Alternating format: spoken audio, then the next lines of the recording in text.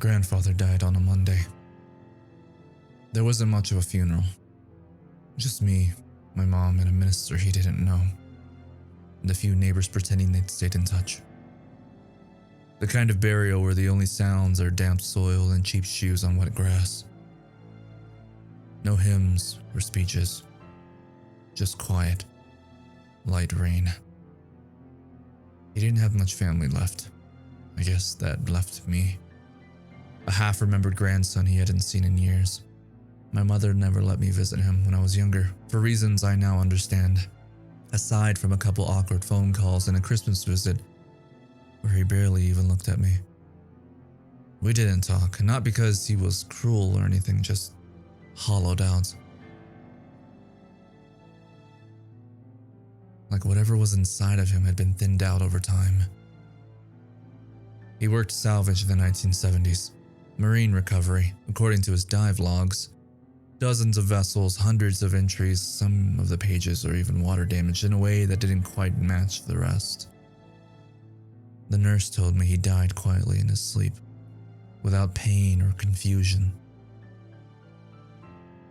They were wrong about that part. The day after the funeral, a package arrived. There was nothing on it other than my name, printed neatly in the center. Inside, I found a cold ring, wrapped in a torn piece of paper. Nothing else. No note, no explanation or mention of my grandfather. But I knew, somehow I knew it was from him. The ring looked handmade. Crude brass, no engraving, just a faint wave pattern around the outer band, as if someone had traced a current and forgotten how it ended. It didn't shine. Even in light, it seemed to absorb reflection. Also, it felt dry, not in a normal way, but in a way that resisted touch. Like it remembered the cold better than it remembered hands. I placed it on my desk and left it there for hours. I told myself I wouldn't try it on. Probably some mean-spirited prank by local kids who think grief makes you a fair target. Not like I was sad about it. But still, screwing with the dead is a line. Around midnight, I gave in. I just wanted to see how it fit. It slid on tightly. Too tightly. Like it didn't belong there, then suddenly it loosened. Not like it was stretching, but like my finger had adjusted to make room for it. The brass felt heavier than it looked. Heavier than any ring that size should feel. There was a moment where I caught my reflection in the window and thought I saw a hand resting on my shoulder. I quickly took it off. That was it. No dramatic pain, no voice, no vision. But the skin beneath the ring looked slightly wrinkled. Like it had been submerged. I shoved it into a drawer and shut it tight. I'm a paranoid person by nature. I wanted to make sure it stayed put. I didn't throw it out though. What if it really was from my grandfather? That night I woke up twice. The first time I thought I heard footsteps. Faint, wet footsteps. Not on the floor, but above me. One slow step at a time, like someone was surveying the room. The second time it was the dream.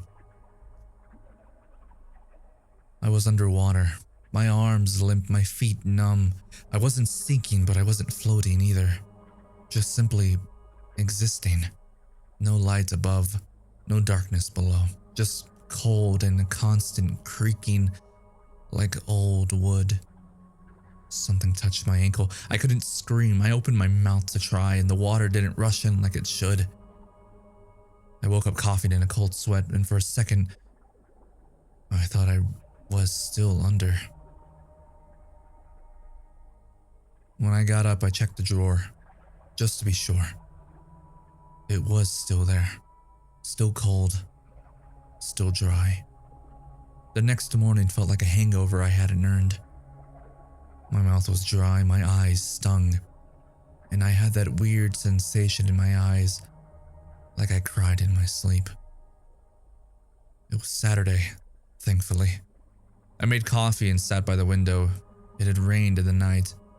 The street was soaked, but my porch looked wetter, like someone had deliberately sprayed it down.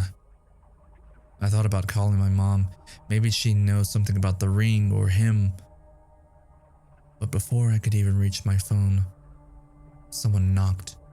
I groaned, assuming it was the neighbor's kids again. Maybe they kicked a ball into my yard.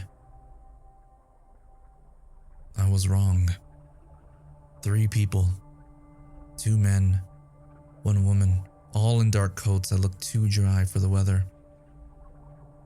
They studied me, not like strangers, like professionals.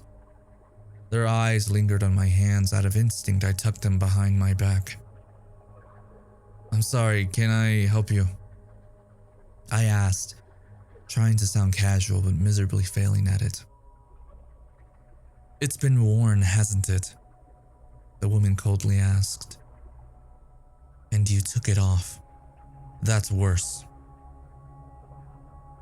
One of the men stepped forward, looked past me and down the hall. His expression was hard to read, disgust or disappointment maybe. The woman continued, "It belongs to you now. We don't take what's bound." They stepped back. "If the dreams worsen, we'll be back." And then they were gone. I shut the door, rushed over to the drawer again. They never mentioned the ring. Not directly, but I knew. What else could it be? The ring was still inside. Still cold, but the bottom of the drawer was now damp. The rest of the day dragged like a fever I didn't know I had. I tried to ignore it. But how could I? These people looked too official, too prepared. I went online, half expecting to find some dumb ARG or viral campaign. Nothing. Just forums speculating about cursed objects, some creepypasta blogs, one dead thread about things you shouldn't inherit. Their story didn't match mine. I didn't call my mom. Didn't want to worry her with something I couldn't explain. Instead, I opened the box of my grandfather's things the hospital had given me. Logs, paperwork, old dive maps. He was meticulous. Even after he stopped working, every document labeled. At the bottom, tucked beneath a large folder, I found a journal. Leather-bound, frayed along the spine. First half was technical scribbles. Dive depth sonar readings. Brief weather notes. The second half was different. Some pages were smeared with water, others torn, a few completely blank except for the impression of words that had been written and scraped away. One line stuck out in shaky, almost unintelligible handwriting. "It's safer when I wear it, but it never sleeps." I couldn't stop reading. It wasn't chronological. There were no dates, no order, just scattered thoughts, some repeated again and again like he was afraid he'd forgotten them. Completely different from the first half. Wearing it calms the steps. Never take it off. It watches through reflections. I should have left it there. I should have left it there. I should have left it there. The handwriting changed over time. Neatish letters gave way to frantic slashes, words written over themselves, entire lines crossed out with such pressure they tore out pages. It was like watching someone drown their own memories. Then I turned the page and saw my own name. Just once. "He will take it if I'm not careful. He's the only one available. I have to be buried with it." I closed the journal. Just stopped. My skin felt itchy. I was shaking. I wasn't sure if I was angry or scared. Probably both. I didn't go to the drawer that night, even though I thought about it. I should wear it. It'll be safe then, according to my grandfather. But I didn't, and that was a mistake. At 2:13 a.m., I woke up to the sound of water running, but not from the bathroom, from the walls. At first, it was a trickling sound, like a leak behind the plaster. Then I realized the floor felt damp. When I turned on the lamp, there was a thin layer of water had pooled beneath my bed. But the ceiling was dry. It wasn't coming from outside. The room felt wrong. It felt tilted, like air pressure changed, and gravity wasn't sure which way it wanted to go. I stepped carefully, barefoot across the room. My hands were trembling again, not from the cold, but from something else. Like something was about to knock, and I was already opening the door. I reached the drawer for what felt like the 100th time these past few days.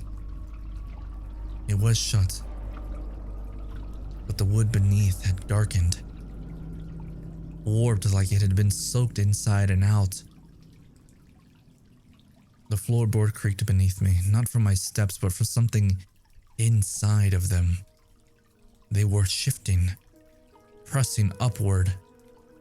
I grabbed the drawer handle and yanked it open. The towel I placed around the ring was drenched. Black water leaked from the corners, spilled onto the floor. Dark, unclean water. The ring lay in the center, untouched, still dry. Then, as if it was waiting for me to see it, the lights went out. Every bulb in the house at once. There was no flicker or warning, just an instant snap. And then silence. A deep, unnatural silence. And then a knock. Not at the door, but at the window. I turned slowly toward it. A small rectangular window which was completely fogged over, except for one part, right at the center. 5 streaks, like fingers, had cleared a patch of condensation. They were on the inside. Then came the footsteps, not above or below, but from behind me. I spun around, panting heavily, but confronting nothing. Just a soaked carpet, splashed in a trail of bare footprints leading from the hallway. I heard a faint whisper around me. I thought of the journal and its contents. I had to wear it. I don't know what it was, but I had to place it on my finger to be safe. Questions raced through my mind. Why would my grandfather give me this? Why not tell me anything about it? Why? Behind, I heard another knock at the window, but this time, it was more like someone pressing their entire palm flat against the glass.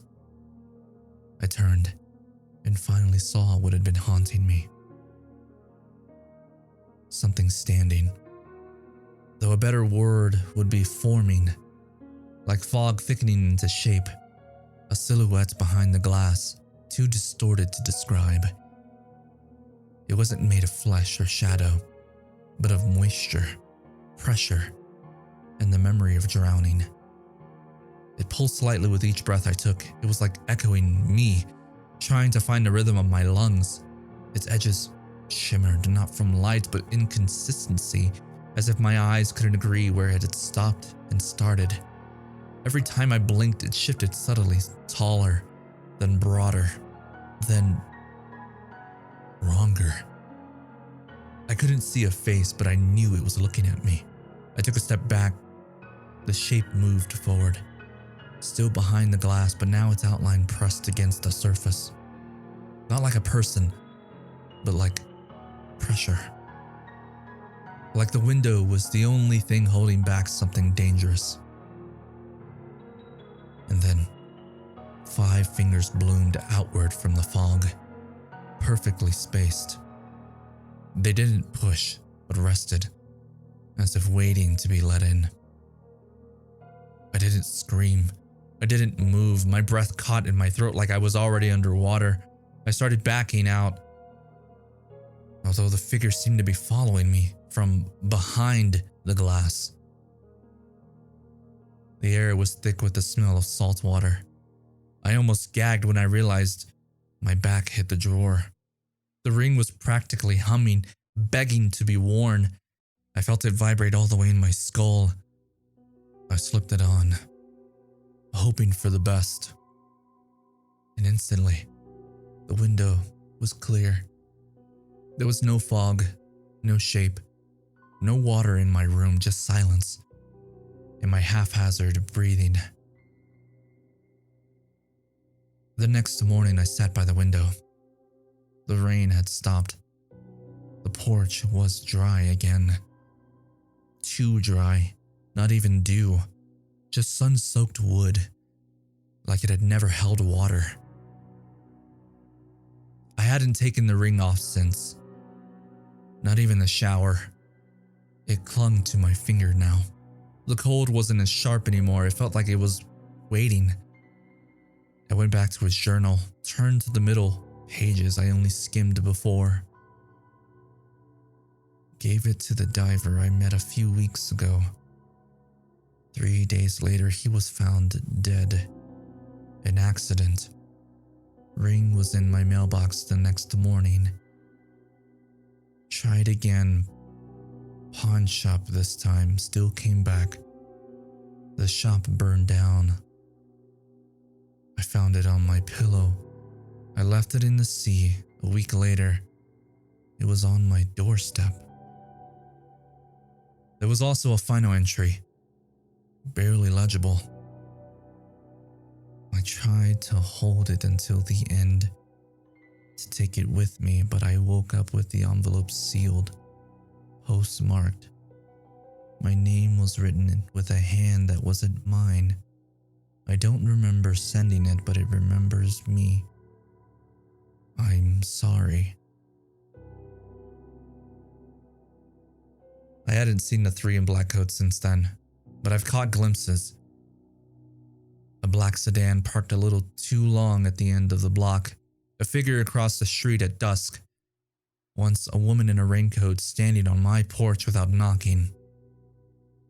I know they're watching, but I don't think they're waiting for me to give it up. They want to see what it does next.